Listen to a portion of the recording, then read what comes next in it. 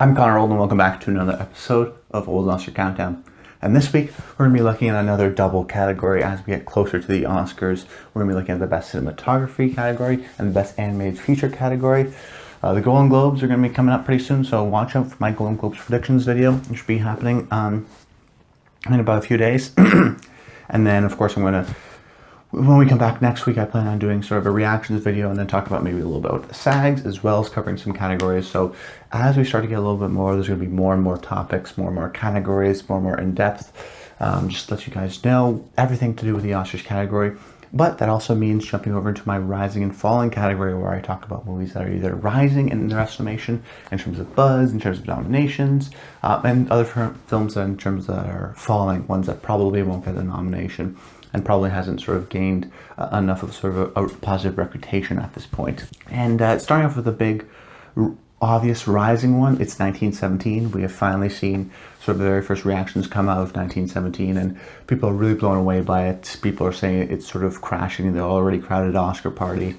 And it's really sort of a competitor in every category, which is kind of surprising to myself. Not because I underestimated 1917, but that this sort of juggernaut of movie can come out so late and still sort of crash this Oscar season. Where we talk about 1917 a little bit later in the show, but this is a huge impact in terms of most definitely someone like a Sam Mendes getting in. I gave my bold dark horse prediction of Benedict Cumberbatch maybe getting in for Best Supporting Actor, and surprising there. There could be sort of a surprise acting nominee, but you definitely want to look at the technical categories. The sound editing, the cinematographies, and then in terms of picture, seems like it's a lock, and then maybe even director for Sam Mendes. That's going to be a little difficult to tell, but it's such a technical film, and a lot of these war movies, whether it be Hacksaw Ridge, whether it be Dunkirk, do get in for Best Director, and maybe not some of the other acting categories, for example. So that's the big one to watch out for 1917, a movie that we need to really keep our eyes out, and even as a potential winner. We haven't really seen, I guess, a sort of a war movie since like Hurt Locker, and then before that, there's always been sort of war movies that have done well, whether it be Saving Private Ryan or even Dunkirk, but for them to actually win will be interesting to see. And, a one-take movie in a Birdman, or seemingly one-take movie in Birdman, did win Best Picture, so this is something that is noticeable and really may help 1917's chances, so watch out for that movie in particular. And then another rising movie I want to talk about is Knives Out. This is sort of a hopeful in maybe some of the Golden Globes categories. I think it's going to get some nominations, and then maybe a hopeful maybe Best Screenplay, or even a surprise maybe Best Supporting Actress. And it is good to say that the movie did very well in its sort of Thanksgiving 5-day box office weekend. I think if you're just tracking the weekend itself, it made about like $23 million. So that's actually really good for that sort of kind of movie, especially because it's not IP driven, but it is sort of genre driven, in the whodunit with so many of these amazing stars, and it's a really fantastic movie and just a fun movie. So that could be something that is on the rise as people see it. Maybe does well at the Globes, and then next thing you know, it gets the Best Original Screenplay Oscar nomination at the Oscars. But those are the rising movies. In terms of falling, this one maybe should have been a rising, but for some reason it hasn't been responded that well, is The Report. It actually came out this past weekend on Prime Video, which I saw. And maybe this is a personal bias coming in, but I wasn't really confident in Annette Bening before. I'm really not confident in her now for getting for Best Supporting Actress. They do like her, but the performance is not flashy, not the kind of performance they really like to reward. And then, I'm not even sure if she's going to make it to the Globes, which may just sort of kill her supporting actress chances. And I think in general, Adam Driver's got Marriage Story, and they're really sort of pushing that movie. And I think sort of the lack of buzz, despite the release of this movie, sort of shows that it really is struggling and may not get any nominations as a result. But jumping over now into the Best Cinematography predictions. My first pick is going to be Roger Deakins for 1917.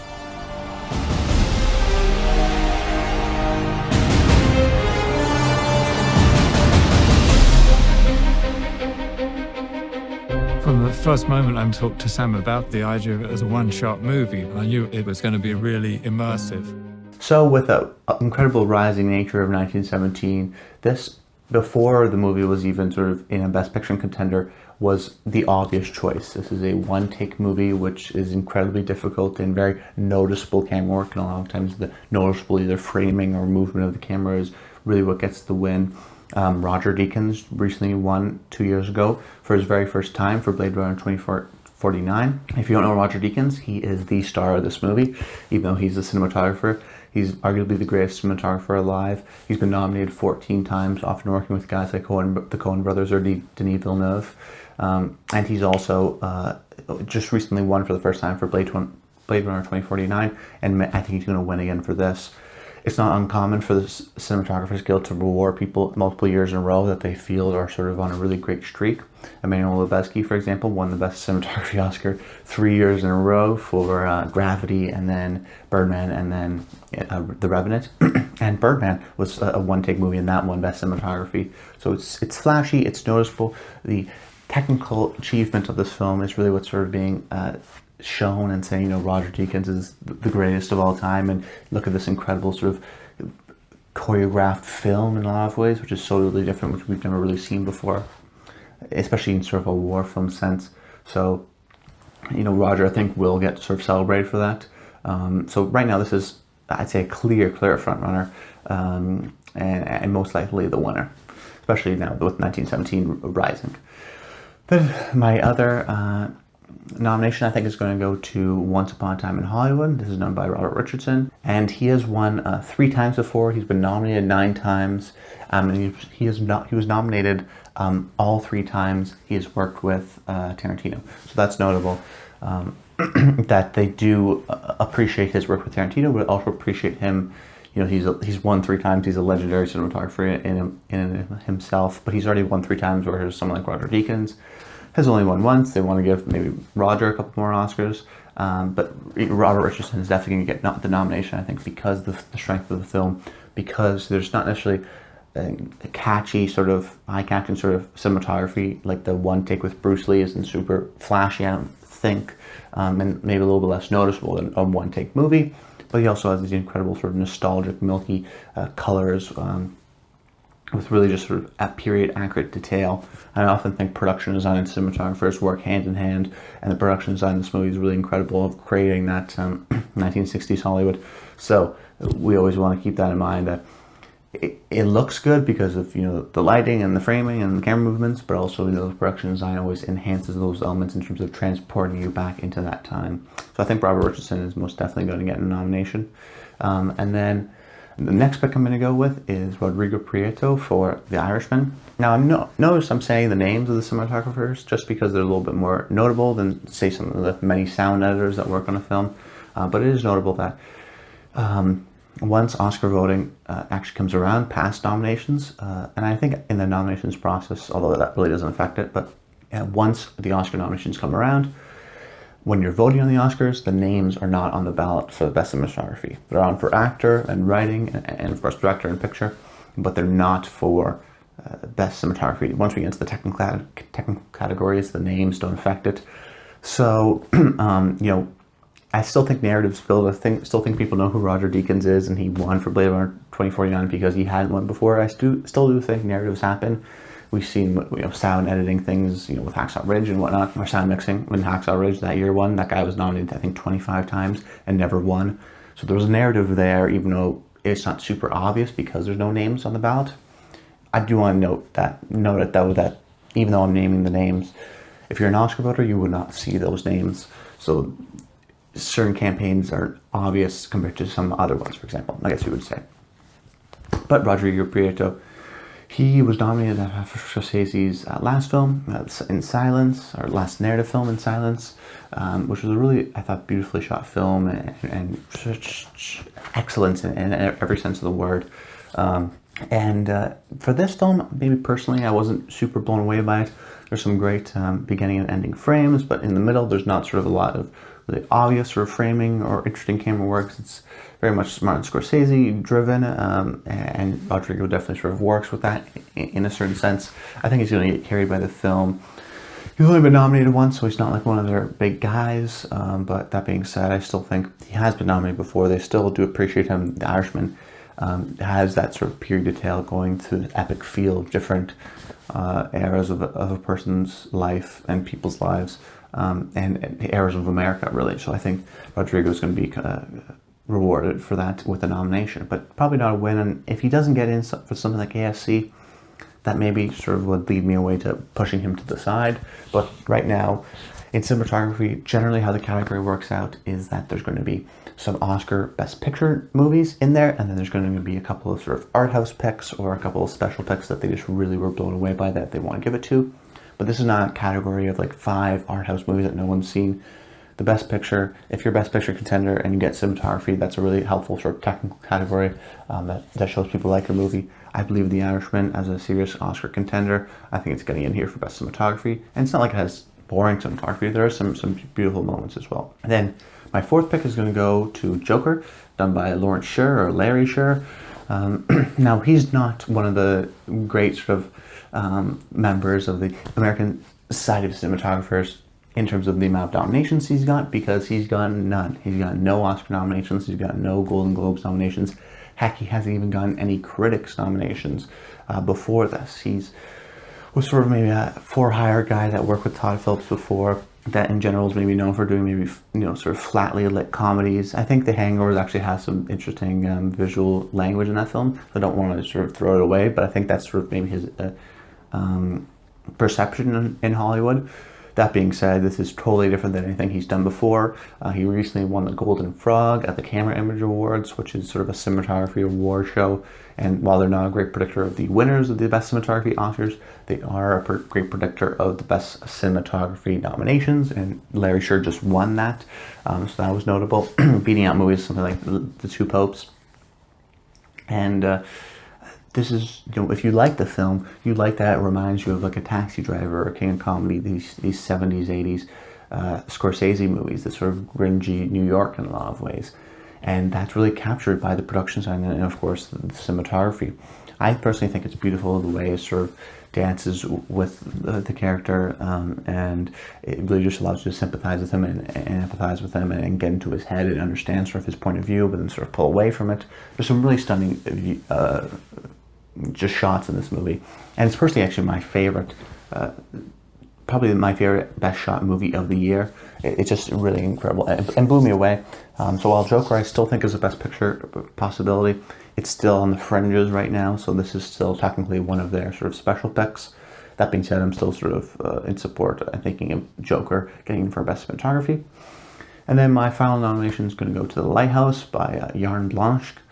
He's sort of Robert Eggers' guy, who is the director. He most recently did, of course, his last movie, The Witch. So he's also like Larry Sher, an unknown, but not necessarily categorized as a basic comedy guy. He is sort of an up-and-comer working with independent directors and creating a unique style. And The Witch, for example, is a really beautifully framed movie. I think this one follows the same sort of thing. But most importantly, it's black and white, and the Oscars love black and white cinematography, and the Cinematography Guild loves black and white cinematography. Mostly, I think, in a way, maybe I'm psychoanalyzing, but it's because they want to keep the cinematography of that black and white cinematography alive and viable. That, hey, studios, yes, if you do this cinematography in black and white, but you could also get a Best Cinematography Oscar. And studios do sort of like those prestige awards, of course, which is why they spend so much money at the Oscars. But we saw last year we had 2 Best Cinematography nominations from black and white movies in Roma and Cold War. We've seen movies like Ida be nominated before for Best Cinematography, Nebraska. I mean, it's not uncommon for black and white cinematography movies to get the nomination, and I think that while this movie is a little bit weird and may not appreciate to everyone, the sort of, boxy aspect ratio that was chosen, the old school sort of feel to it, the black and white cinematography, the solid sort of steady framing, painterly in a lot of ways, which was almost similar to last year's Cold War, I think will really help this film and ultimately get it that nomination. And then some honorable mentions. My first one's going to be Hoyt van Hoytema for Ad Astra. He's actually one of my personal favorite cinematographers working today, and he's actually quite the accomplished cinematographer, even though he's only been nominated once. He was nominated for Dunkirk, but other prestige kind of movies, Interstellar and Her and even Spectre, were not nominated for Best Cinematography. So he's a guy that is maybe on the fringes a lot of times, that he does this beautiful work. And in Astra, really sort of the moments I remember from that film are, you know, in particular these cinematography, or these really incredible color design.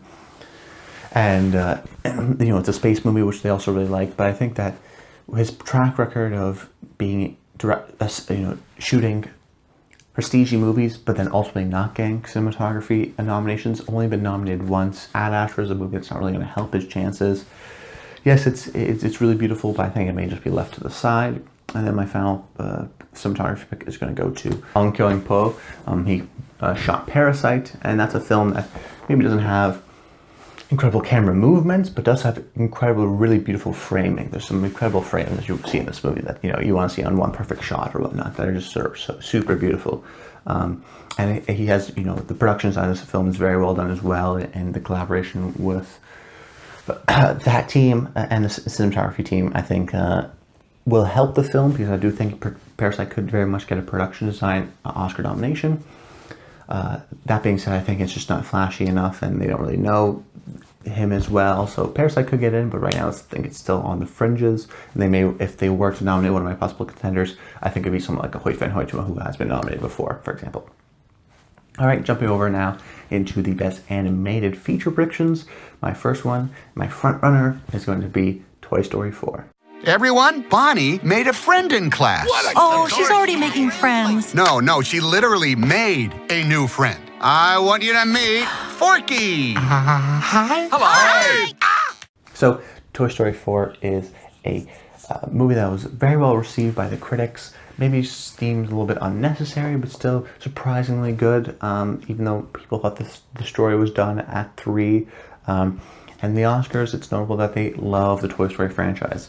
The last Toy Story movie not only got nominated for Best Animated Feature, of course, but also got nominated for Best Picture. It got nominated for Best Adapted Screenplay, and it got nominated for Sound Editing. So the Toy Story franchise is really a franchise that they love, including, that was actually the first Toy Story film that won, because the category didn't exist for Toy Story 1 or 2, but I think the sort of general interpretation of the film is that it wasn't necessarily needed, but it was a welcome surprise. And then a couple of years ago, I noticed a factor with the Pixar movies that really, I think, holds true. Was broken a little bit last year, but that was a little bit obvious.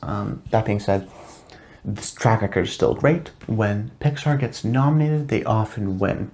The only times they've been nominated and haven't won was 3 times. Last year with Incredibles 2, the year before, a few years before, I guess, Cars, and then Monsters, Inc. Now, Monsters, Inc. made sense because it was the first year, so you sort of write that one off. Cars is not really a well-beloved one, so they threw it off. Incredibles 2, they're not super high on sequels in general, with things like Finding Dory and Monsters University. Those films we expected to get nominated, but actually surprisingly did not. So there is sort of a little bit of a stigma against the sequels, but I think that really gave it to Toy Story 3. They love the Toy Story franchise. By giving last film, they gave it multiple nominations, which is really rare, including Best Picture, which is really rare for a animated film. So I think that the strength of Pixar, I think that it will get nominated. I don't think there's a lot of strong competitors, and if it does get nominated, the odds of it winning its track record, whether it be Coco or Inside Out, it does win when it gets nominated. Don't overthink this. It's Toy Story 4.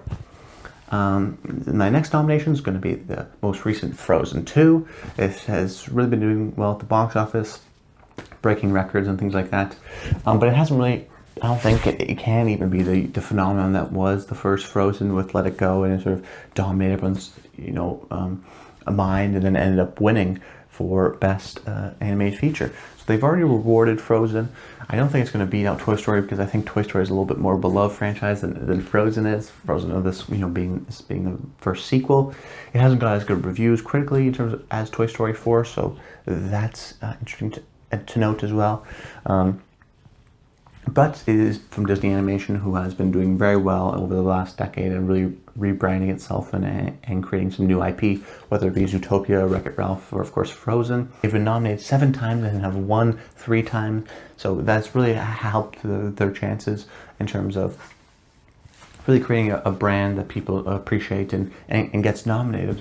So Frozen 2, I think, is sort of a definite, I'd say, lock in terms of a best an animated feature nomination because of the strength of Disney, because of the recency factor, and because they already appreciate the Frozen franchise because they gave it to the last Frozen. So that's notable as well.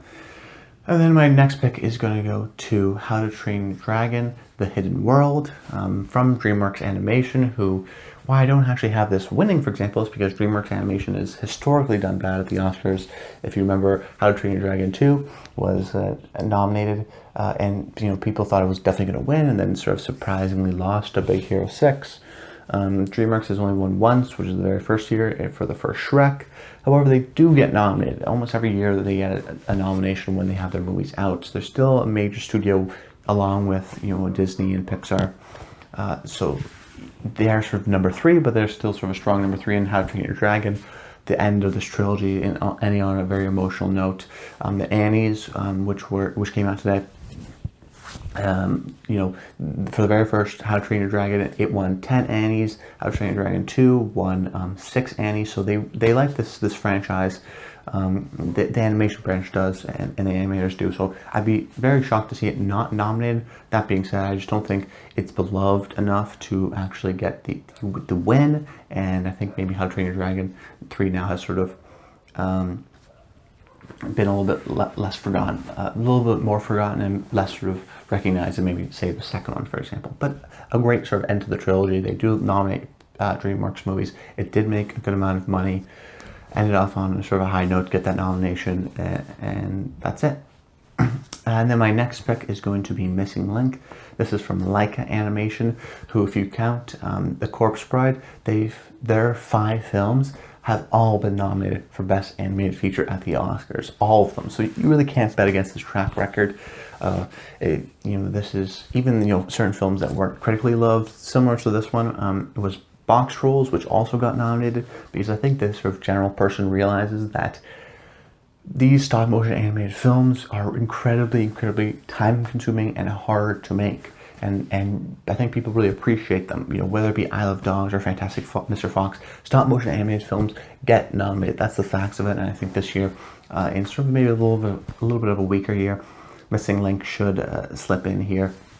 But the sort of negatives is that it's tied to the failure of Annapurna. And if you don't know, Annapurna was sort of a distributor, a movie distributor, similar to A24 that focused on independent movies. They had some great success early on with Her and Foxcatcher and Phantom Thread, all incredible, great Oscar movies. But then they sort of recently transitioned into becoming a production company, so now they're financing the films and distributing them, and have just done sort of overall a poor job that have caused them to file for bankruptcy. And Missing Link was one of them. It's Leica's biggest bomb yet, most expensive film, but I think it made the least out of all of its films. It was really sort of seen as a failure, and I'm not sure if the Academy wants to reward this sort of type of association with Annapurna and this kind of failure, and sort of see that as a success and want to really technically reward it, especially for a film that's not really beloved by a lot of people. That being said, I still think they appreciate the craft that goes into this and want to give Leica, that track record of 100% is hard to bet against. So I'm, have to really go for Missing Link here. And then my final pick is going to go to Weathering with You. So this is from the brilliant Makoto Shinaki. His last film was Your Name, which was a film that sort of had an odd release that actually didn't get an Oscar nomination, but still, that film was a massive success. It was a huge hit in Japan, and it's the 4th highest grossing film in Japanese cinematic history. It's a film that maybe was, not into the Oscar consideration at its time, but I think over the years, the past 3 years, that it's, of course, been out, people have been talking about it, people have been recommending it, people have been hearing how much of a big hit it was. J.J. Abrams plans to adapt it, so that name recognition really helps it. And of course, this is not that film, but the next film. So I think that sort of name brand recognition, people will say, oh right, the guy who did Your Name, let me pop in the screener, watch the film. So that really helps it. And this film also was a huge hit in Japan as well. He's almost becoming a new Miyazaki in a sense. This was the 12th highest grossing film of Japanese cinematic history. It's a huge hit in Japan as well. So this guy's really on a roll, and I think they want to sort of recognize that and give him the award.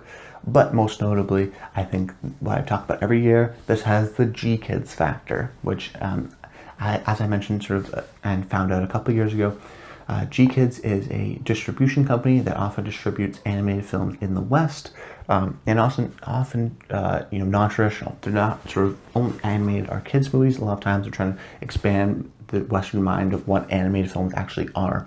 And they're incredible at the Oscars. They've been nominated 12 times in the past 10 years, and actually have been nominated one of their films has been nominated 6 years in a row, with 3 out of those 6 years having 2 films get nominated. So if not 2, at least 1, for 6 years in a row they've been nominated. That's an incredible record. So that's really the factor that you want to keep out for. They do have another film, Buñuel, but I think that film is less critically acclaimed and doesn't have sort of the name brand recognition. This is incredibly critically acclaimed, did a lot of money in the box office, has that recognition. I think this is the movie that G-Kids is going to be pushing. Feel confident that Weathering with You will get in, and as a matter of fact, maybe out of all the categories, I feel very confident in these 5 actually getting in the nominations. Now going into the possible contenders, my first one I'm going to talk about is Klaus, or Klaus. I don't know how it's pronounced, but it's actually financed by Annapurna, but released on Netflix, and part of Netflix's sort of recent brand with something like I Lost My Body to be their sort of angle in terms of their animation branch would be the 2D animation that's sort of gone away from traditional theatrical releases. And the film that, maybe if you're watching Two Popes, The Marriage Story, you catch this as well. You keep it on, having it on Netflix does help. But there's also this, and there's also I Lost My Body, which hurts it. There's these 2 sort of 2D drawn movies that are really trying to push for this final slot. It's also notable that an animated Christmas movie has never been nominated before, so that also hurts it. There are some certain factors that you have to sort of watch out for, and I think right now, even if it's liked but maybe not loved, it's not good enough for this category, unfortunately, to get a nomination. And then my final pick is going to be Abominable. This is a film that was a sort of a surprise hit, but maybe not super critically loved, very much geared towards children. It's from DreamWorks Animation, and I think of the 2, I think they're going to go with How to Train Your Dragon instead of this one. That being said, it did make a lot of money and sort of a bit of a surprise hit, so people may want to reward that, but it's very much children focused, and the sort of cinema scores of adults have been less than positive, I guess you would say. So hard to see a large academy watching this movie, sitting down and being like, actually this is really incredible, and nominating it. But that's about it, guys. I hope you enjoyed the video. Make sure you comment below. Let me know some of your animated feature predictions. Have there been some movies that maybe I didn't talk about that are actually really good that should get nominated? And in terms of cinematography, did you like The Joker and how sort of that was shot? Are you convinced that 1917 is going to be an Oscar contender? Just comment below. I'd love to really create a great Oscar film community in the comments down below. That's the goal of these videos, at least, and to keep you informed. So subscribe to the channel so you never miss a video. And that's about it, guys. I hope you enjoyed it. And until next time, stay tuned.